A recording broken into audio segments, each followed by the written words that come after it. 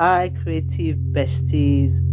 Make this lush garden bow with me. This is really beautiful. And for those of you who are fashion enthusiasts and you sew, this is for you. Yes, this is for you.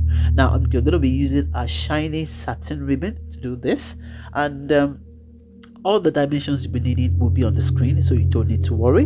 Yeah, you don't need to worry. I'm just going to be showing you. I'm going to be making some 30 centimeters by 16 centimeters for the first one, and we're going to be having 36 centimeters by 19 centimeters for the second one, and then the third one, which will be the tail, that's the longest. It's going to be 20 centimeters by 40 centimeters, or 40 by 20, whichever way you want it to be.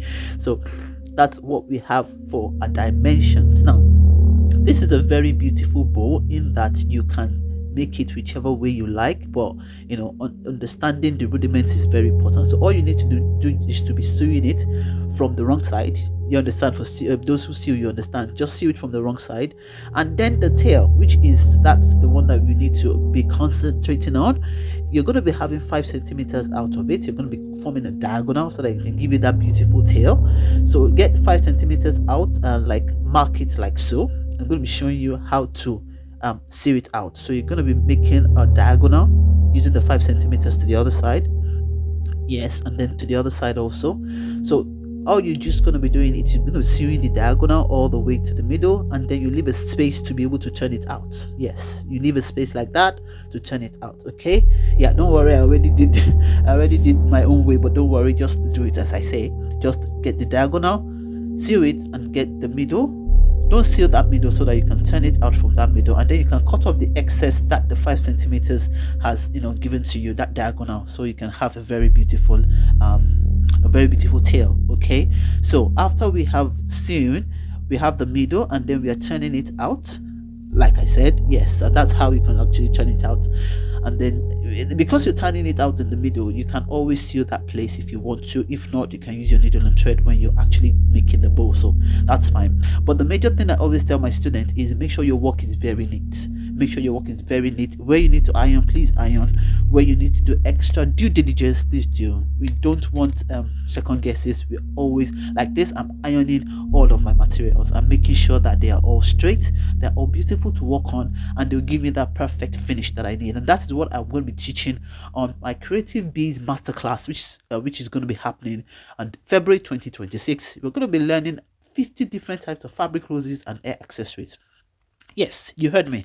50 different types of fabric roses and hair. And not just I'm going to be teaching you how to how to sell, and how to actually position yourself for sales. Now, the next thing that we're going to be doing after we iron all of our pieces is just get the middle and then fold into the middle like that.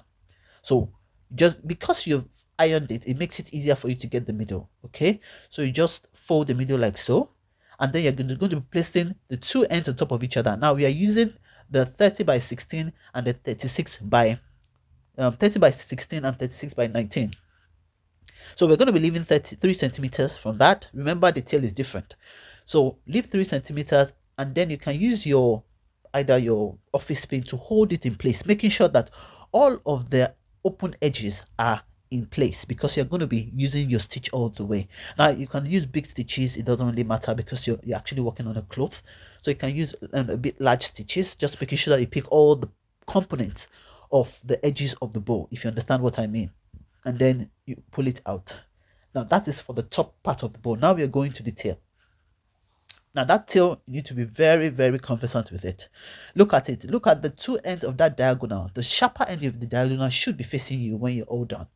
So just make that as your own benchmark. Okay. So I'm going to be seeing it now. I'm going to be showing you that the longer part of the diagonal, can you see, is facing you. It's facing that hand. It's facing away from the bow. Okay.